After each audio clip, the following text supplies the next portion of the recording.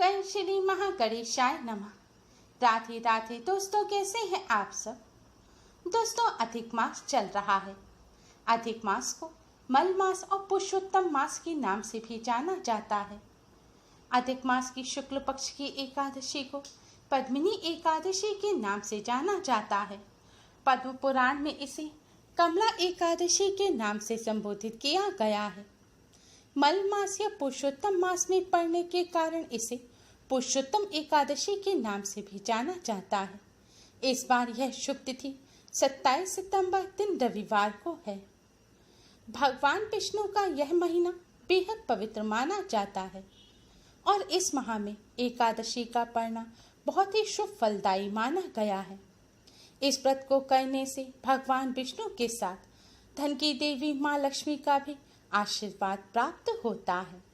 हर साल 24 एकादशी पड़ती हैं, लेकिन इस बार अधिक मास जुड़ जाने से एकादशी 26 हो गई हैं। मल मास में पहले 27 सितंबर को पुरुषोत्तम एकादशी है और 13 अक्टूबर को पुरुषोत्तम मास की कृष्ण पक्ष की कामदा एकादशी है। 3 साल के बाद आने वाली इस एकादशी का महत्व अन्य एकादशियों की तुलना में कई गुना अधिक होता है। अधिक मास के स्वामी भगवान श्री हरि विष्णु हैं, इसलिए इसे पुरुषोत्तम मास के भी नाम से जाना जाता है। अधिक मास भगवान विष्णु जी का प्रिय माह है। इस माह में पुरुषोत्तम एकादशी का व्रत करने से स्वर्ण दान और हजारों यज्ञ के बराबर पुण्य फल की प्राप्ति होती है। साथ ही मृत्यु के बाद बैकुंठ धाम की भी प्राप्ति होती है। यह व्रत सभी मनोरथों को पूर्ण करने वाला माना गया है। मान्यता है, जो भी भक्त भगवान विष्णु की असीम कृपा प्राप्त करना चाहते हैं, उनको पुरुषोत्तम एकादशी का व्रत अवश्य ही करना चाहिए। एकादशी का व्रत 27 सितंबर को रखा जाएगा और व्रत का पारण यानी कि व्रत को 28 सितंबर को खोला जाएगा। एकादशी व्रत का पारण द्वादशी तिथि समाप्त होने से पहले अवश्य ही कर लेना चाहिए। इस बार द्वादशी तिथि 28 सितंबर की सुबह 8:26 पर समाप्त हो जाएगी। इसलिए इस बार एकादशी व्रत के पारण का शुभ मुहूर्त है 28 सितंबर की सुबह 6:10 से सुबह 8:26 तक। दोस्तों, अधिक मास की एकादशी 3 साल के बाद आने वाली सबसे बड़ी एकादशी होती है। इस एकादशी का शास्त्रों में विशेष महत्व बताया गया है। लेकिन दोस्तों, इस बार तो अधिक मास की यह एकादशी रविवार के दिन है। इससे इसका महत्व कई गुना और बढ़ गया है, क्योंकि रविवार का दिन भगवान सूर्य नारायण को समर्पित होता है। शास्त्रों में भगवान सूर्य को प्रत्यक्ष देव बताया गया है। अधिक मास में भगवान सूर्य देव की पूजा विशेष रूप से की जाती है। रविवारी एकादशी के दिन भगवान सूर्य देव का विशेष रूप से पूजन करने से भक्त को दीर्घायु, आरोग्य, धन धान्य, यश, वैभव, विद्या और सौभाग्य की प्राप्ति होती है।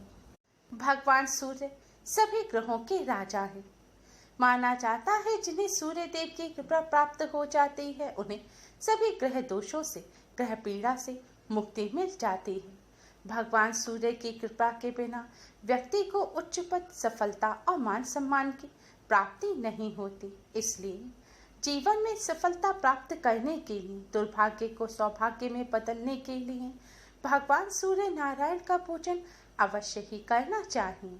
आज की इस वीडियो में हम आपको बताएंगे कि रविवारी एकादशी के दिन कैसे करें भगवान सूर्य नारायण को प्रसन्न, जिससे भगवान सूर्य के साथ ही भगवान विष्णु, माँ लक्ष्मी जी का भी आशीर्वाद प्राप्त हो। दोस्तों, इस उपाय को सही प्रकार से करने के लिए आप हमारी इस वीडियो को एंड तक अवश्य ही देखें।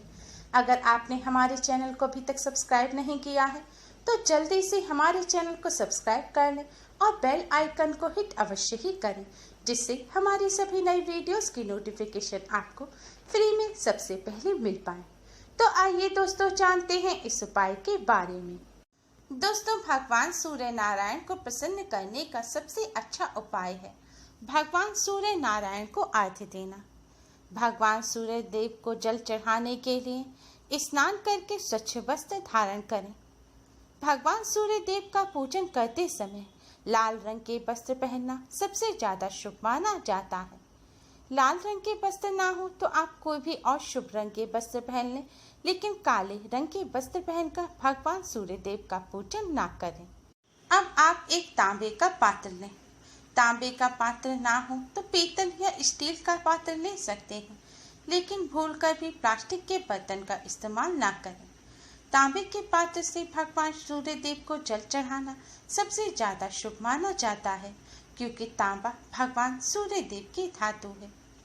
तांबे के लोटे में आप शुद्ध जल भरें। अगर आपके यहाँ गंगा जल हो तो थोड़ा सा गंगा जल भी आप इस पात्र में अवश्य ही डाल लें। अब इस जल में आप 1 चुटकी हल्दी मिलाएं, थोड़ी सी साफ चीनी मिलाएं और अगर पुष्प हो तो 2 लाल रंग के पुष्प भी डाल दें। दोस्तों ध्यान रखें, एकादशी के दिन चावलों का इस्तेमाल करना वर्जित होता है, इसलिए आज के दिन भूलकर भी भगवान सूर्य देव को जल चढ़ाने के पात्र में आप चावल ना डालें। इन सभी वस्तुओं को डालने के बाद दोस्तों आप भगवान सूर्य देव को प्रसन्न करने की इस सबसे जरूरी वस्तु को जल में अवश्य ही डालें। यह वस्तु है लाल रंग का चंदन। अगर आपके यहाँ लाल रंग का चंदन है तो थोड़ा सा चंदन आप इस जल में मिला दें। अगर चंदन ना हो तो लाल रंग के कुमकुम आप इस जल में अवश्य ही मिलाएं। अब आप जल के लोटे को किसी खुले स्थान पर ले जाएं। आप अपनी छत पर, आंगन में या घर से बाहर किसी खुले स्थान पर जा सकते हैं। खुले स्थान पर जाने के बाद भगवान सूर्य नारायण की तरफ मुख करके खड़े हो जाएं और इस जल के पात्र को अपने दोनों हाथों में उठाकर अपनी सिर से ऊपर उठाएं। अब आप भगवान सूर्य नारायण को जल अर्पित करें। भगवान सूर्य नारायण को जल अर्पित करते समय आप भगवान सूर्य नारायण के इस गायत्री मंत्र का जाप करें। मंत्र इस प्रकार है: ओम भास्कराय विद्महे महातेजाय धीमहि तन्नो सूर्य प्रचोदयात्। ओम भास्कराय विद्महे महातेजाय धीमहि तन्नो सूर्य प्रचोदयात्। दोस्तों आपको इस मंत्र का एक बार जाप करते हुए भगवान सूर्य देव को जल अर्पित करना है। फिर आप कुछ सेकंड के लिए रुकें। फिर दूसरी बार इस मंत्र का जाप करते हुए आप भगवान सूर्य देव को जल अर्पित करें। फिर आप कुछ सेकंड के लिए रुकें। फिर तीसरी बार में आप इस मंत्र का जाप करते हुए सारा जल आप भगवान सूर्य देव को अर्पित कर दें। दोस्तों ध्यान रखें, आपको 3 बार में पूरा जल भगवान सूर्य देव को अर्पित करना है। सिर के ऊपर हाथ रखकर इस प्रकार जल भगवान सूर्य देव को अर्पित करने से जल की धारा में से होकर भगवान सूर्य देव की सभी किरणें आपके पूरे शरीर पर पड़ेंगी। इससे आपका शरीर निरोगी और तेजवान बनेगा। आपके शरीर में जो भी विकार होंगे वह भगवान सूर्य नारायण की कृपा से दूर हो जाएंगे। जल चढ़ाने के बाद आप अपने स्थान पर खड़े होकर क्लॉकवाइज घूमते हुए भगवान सूर्य देव के साथ परिक्रमा करें। परिक्रमा करते समय भी मन ही मन भगवान सूर्य देव के इस मंत्र का जाप करते रहें। जल चढ़ाने के बाद आप भगवान सूर्य नारायण को प्रणाम करें। भगवान श्री हरि विष्णु और माँ लक्ष्मी जी को प्रणाम करें। फिर अपने स्थान पर खड़े होकर ही भगवान विष्णु जी के 12 मंत्र ओम नमो भगवते वासुदेवाय का 108 बार जाप करें। दोस्तों अगर आप वहीं पर खड़े होकर मंत्र का जाप नहीं कर सकते तो आप अपने घर में आकर भी आसन पर बैठकर मंत्र का जाप कर सकते हैं। इस प्रकार भगवान सूर्य देव का पूजन करने से भगवान श्री हरि विष्णु, माँ लक्ष्मी जी और सूर्य देव की कृपा प्राप्त होती है। भगवान जी की कृपा से जीवन और कामकाज में आने वाली बाधाएं दूर होती हैं, साथ ही धन प्राप्ति के योग भी बनते हैं।